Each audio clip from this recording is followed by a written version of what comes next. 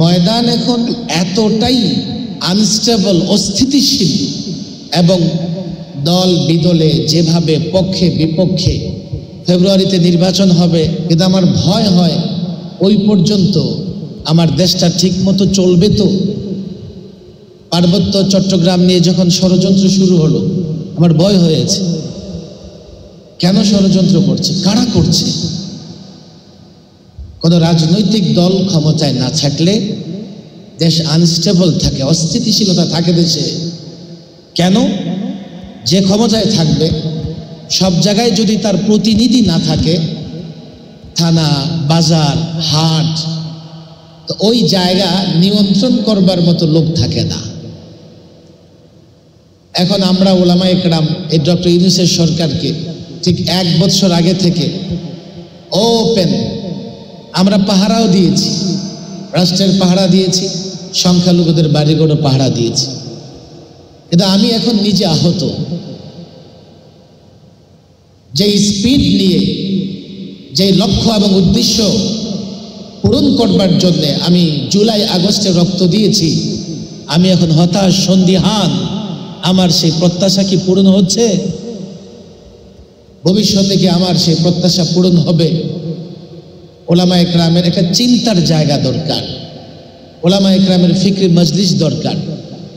এবং আজকে এই সিরাতুন নবী সাল্লাল্লাহু আলাইহি সাল্লাম সম্মেলন আমি পরিষ্কার বলছি, ওলামায়ে কেরাম যদি সমস্যাগুলো চিহ্নিত করতে পারে, বর্তমানে আমাদের এই সমস্যাগুলো আছে, এই সমস্যাগুলো সমাধান আমরা কি করে করব?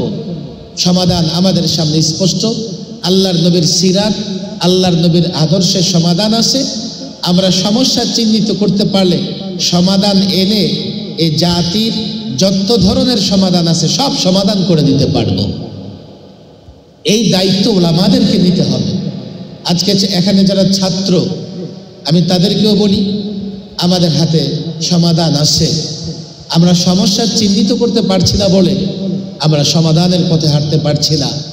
নিঃসন্দেহে একথা বলা যায়, রাসূল মুহাম্মদ সাল্লাল্লাহু আলাইহি সাল্লামের জীবনে, তার আদর্শে বর্তমান সময়ের সব ধরনের সমস্যার সমাধান আসে না নাই?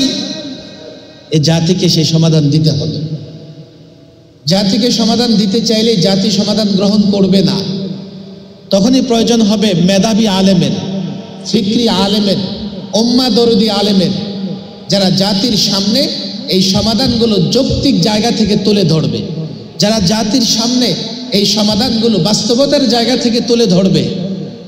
আমি মনে করি এই তরুণ ওলামা কল্যাণ পরিষদ ওই আলেমের টিম তৈরি করবে, রিজাল তৈরি করবে, যারা বর্তমান সময়ের চ্যালেঞ্জগুলো মোকাবেলা করে, প্রত্যেকটা চ্যালেঞ্জ মোকাবেলা করে আল্লাহর নবী, আল্লাহর রসুল মুহাম্মদ সাল্লাল্লাহু আলাইহি সাল্লামের আদর্শ ব্যক্তি, সমাজ, রাষ্ট্রজীবন সর্বত্র প্রতিষ্ঠা করবে।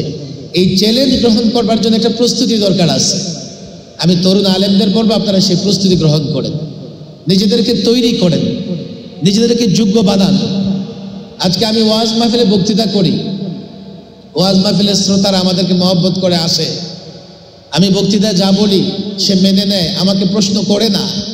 কিন্তু আমি একটা কলেজ ইউনিভার্সিটি থেকে বক্তৃতা করি, আমি একটা বক্তৃতা করবার পরে 10 জনের ভেতরে প্রশ্ন জাগবে, আপনি যে বক্তৃতা করছেন এটা কি সম্ভব এই যুগে? এই যুগে কি সম্ভব?